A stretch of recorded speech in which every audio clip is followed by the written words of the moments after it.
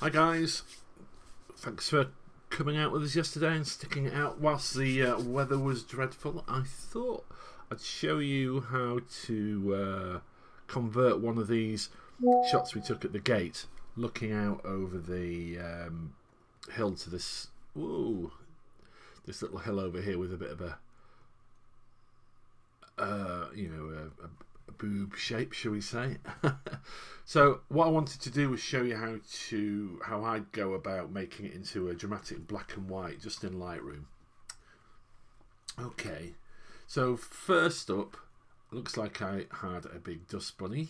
So the cool thing about Lightroom these days is if you go to your eraser tool, you remove and go to this one here, dust, it'll show you where the spots are. Look, it's found them. If you click visualize spots, but also if you click apply, it'll do a little scan, and hopefully it's missed the main one there, look, but it's got the other ones, so I do need to have a little clean of my sensor at some point.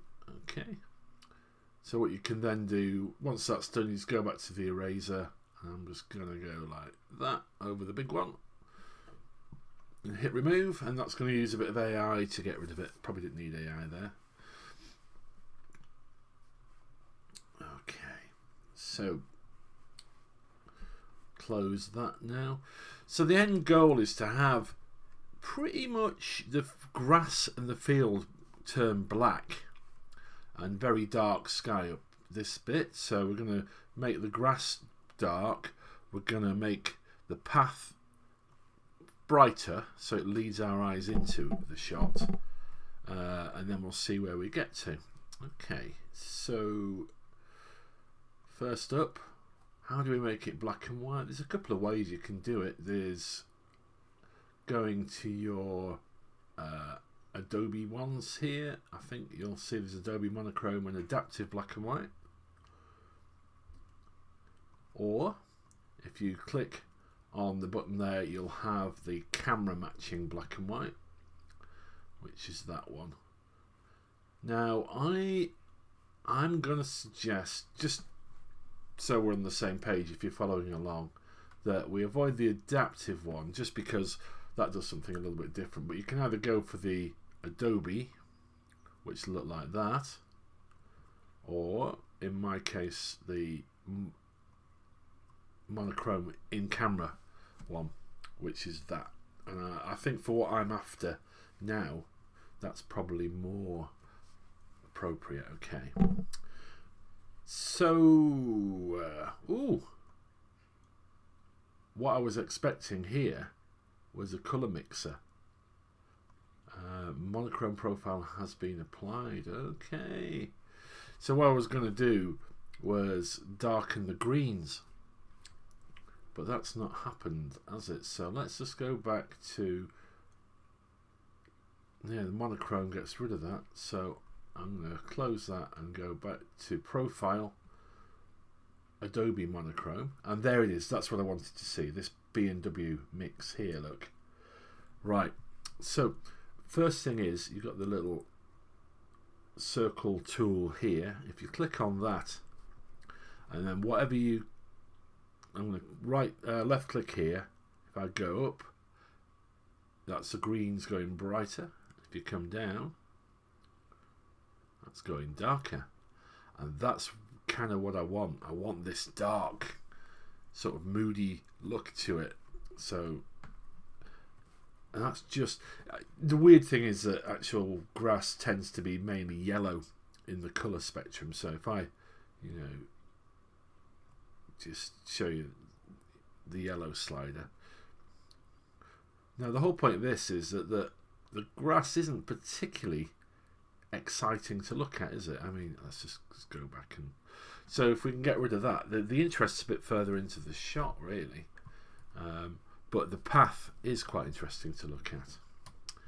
Right, now if we have a look at the sky, I've still got this tool selected. We can just see what this changes, and it's, if we have a look over at, watch this as I do it, that bit of sky looks like it's got a bit of purple and a bit of blue in it. Okay, let me see.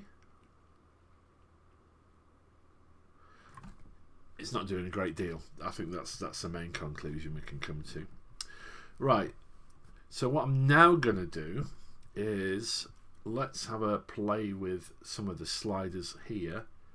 I might just add a little bit of texture.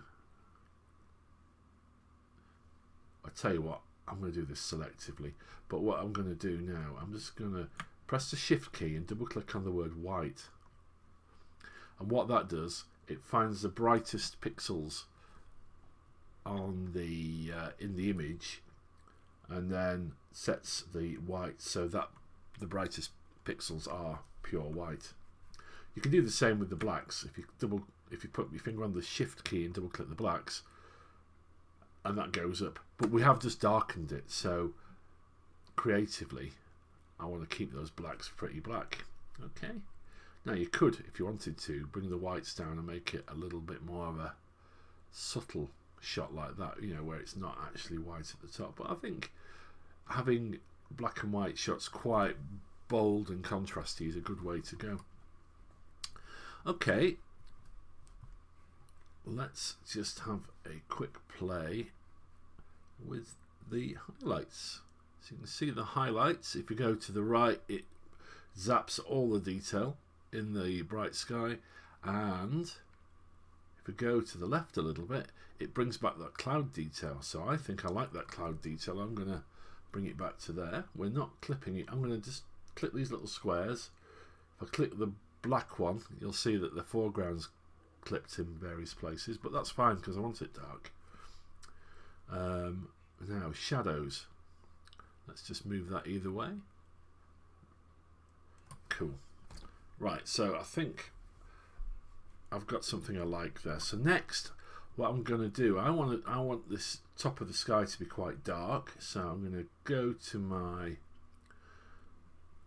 masking section here, clicking on that circle, and I'm going to go for a linear gradient, and I want it dark down to about where my mouse is there, and then to gradually get lighter.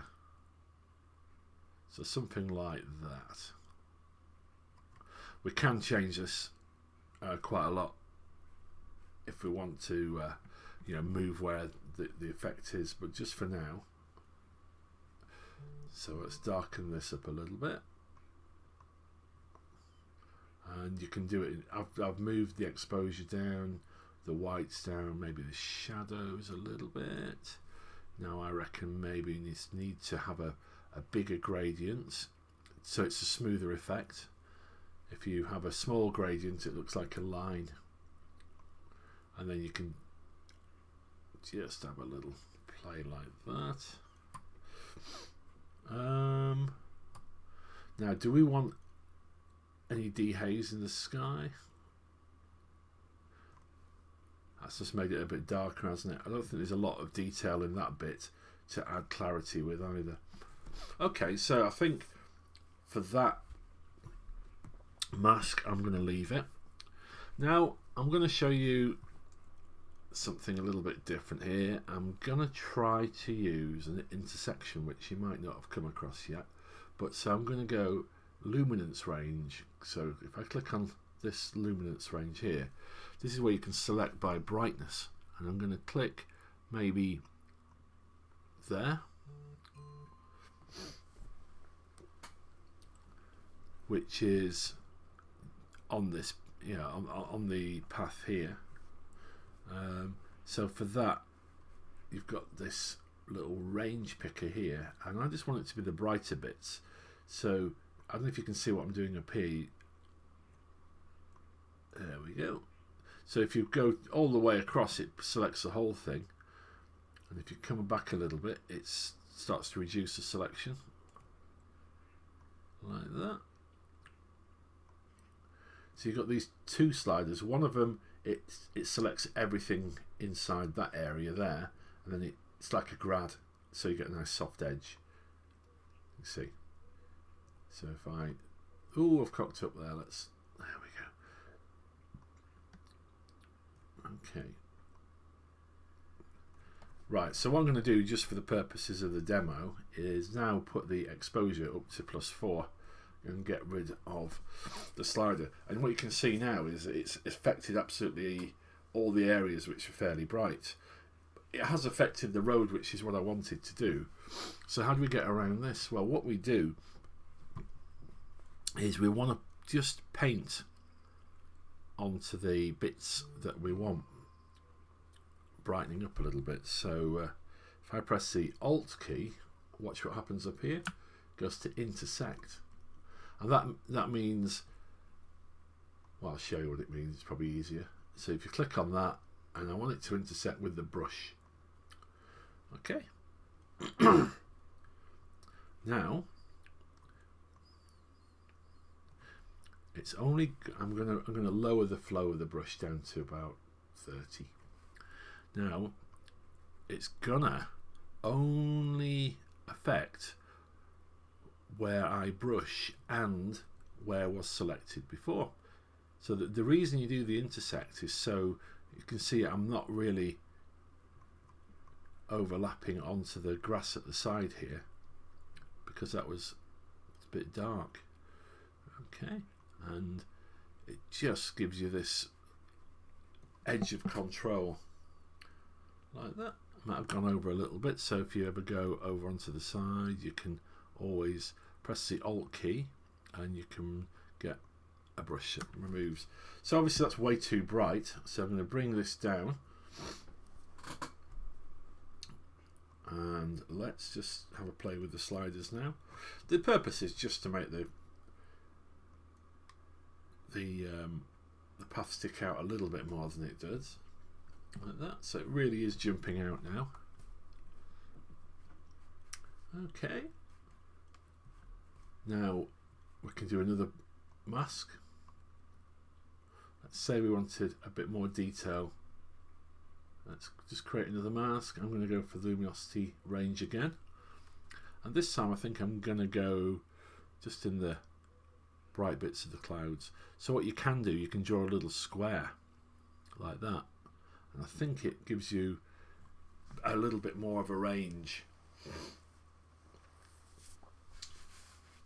So now whatever I do next is just going to affect that area there, and I might just fade it a little bit more, so that's a nice soft edge. I'm going to increase the dehaze just to see if that does any, that does negative things. That's not good, don't like that. Okay, but maybe a little bit of clarity, because what I'm looking at is these clouds here, and I think there could be quite a bit of detail we can get out of this to add a bit of drama. Okay, so I've increased the clarity. If you're in doubt, just switch it off, on, off, on, off, on, like that. So yeah, that's sort of working, isn't it? Maybe we could increase the detail just by bringing the highlights down a bit. Ooh, yeah, that sort of works, doesn't it? And now you can sort of see that it's affected elsewhere, hasn't it? It's not. It's made a bit of a halo on this hill here. I don't know if you can see that, and it's affected down here. So again, what we can do is we can press the Alt key and intersect, and then get the brush. And I'm just gonna, it's at 30 again. I'm just gonna pick out the bits. You can see the mask there. Don't necessarily want masses of this. Just pick out a little bit of detail in here. You see, it's just making these clouds stand out a little bit more.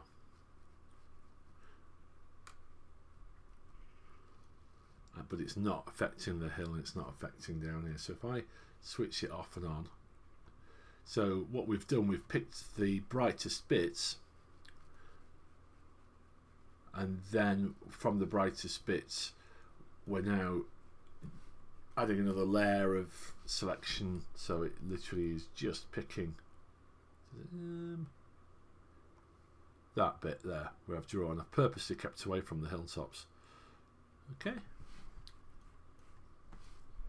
and when you're happy there, now anything else? Anything else we can see on this one? I'm not going to do. Let me think. What I would probably add a vignette. So let me close the masking. So let's just use the vignette tool here.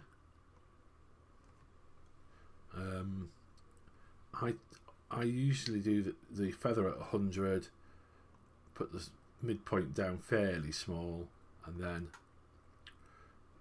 play with the amount,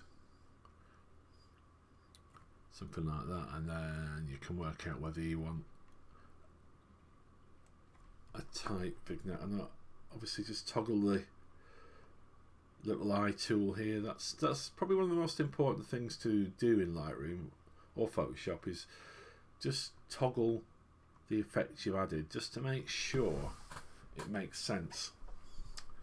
Okay, so a good thing to do is press the F key and have a look and think, right, okay, does that look good? Is there anything I could do with it? And I think that looks pretty cool. The other one is to press the before and after.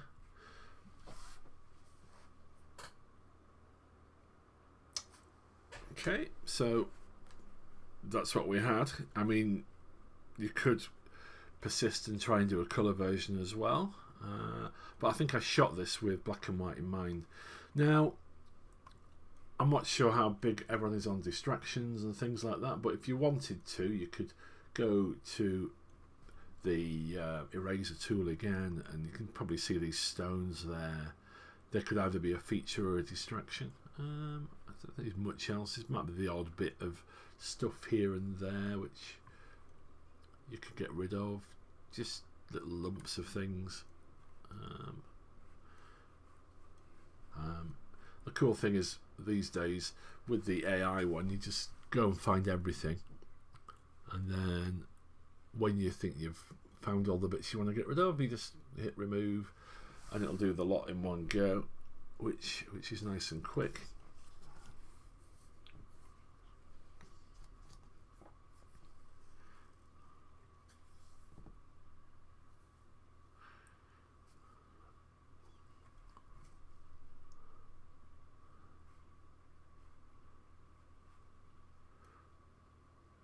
There you go. And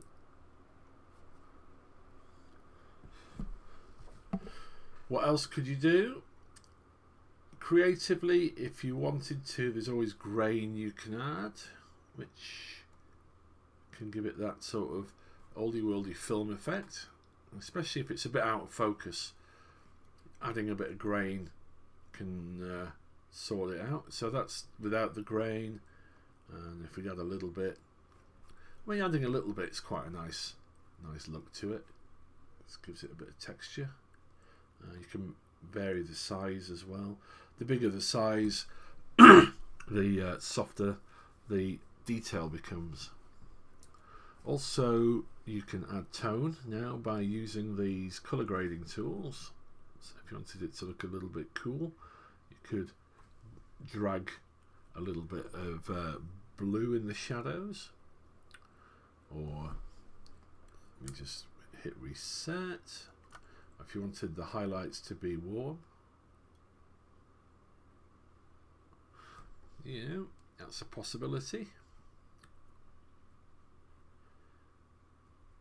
Or you could add some blue and yellow, which is quite a, oh, no, sorry, I'm hitting the wrong thing there. So blue shadows and yellow highlights, that was always a popular combo.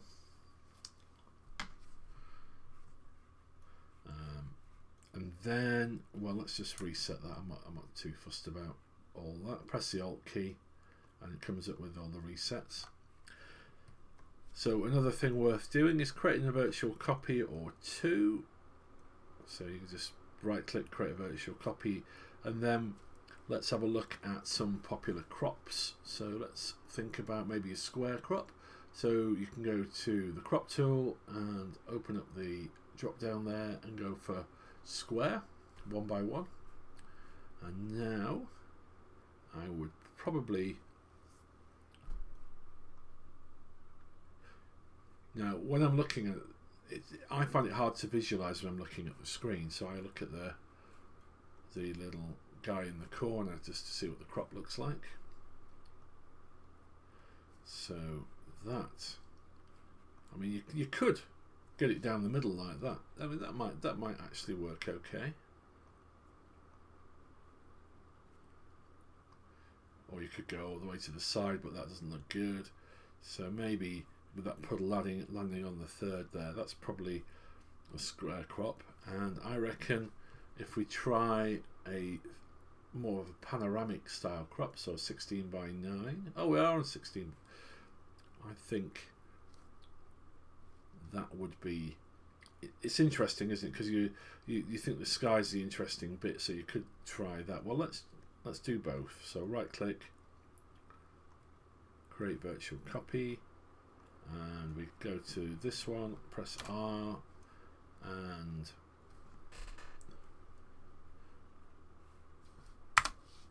so we've got 16 by 9. This is widescreen telly, by the way, with 2/3 foreground. 16 by 9 with 2/3 sky, square, and the original 3 by 2. And the cool thing is you can sort of see the thumbnails at the bottom of the screen to get an idea. Tricky one, I think, just looking at the thumbnails.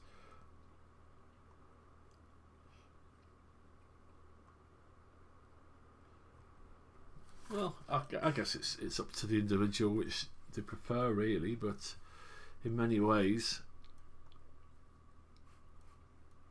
I think the mystery of all this dead space here, the negative space, is probably the winner for me. There you go, guys. Hope you have as much fun editing them as I've just had.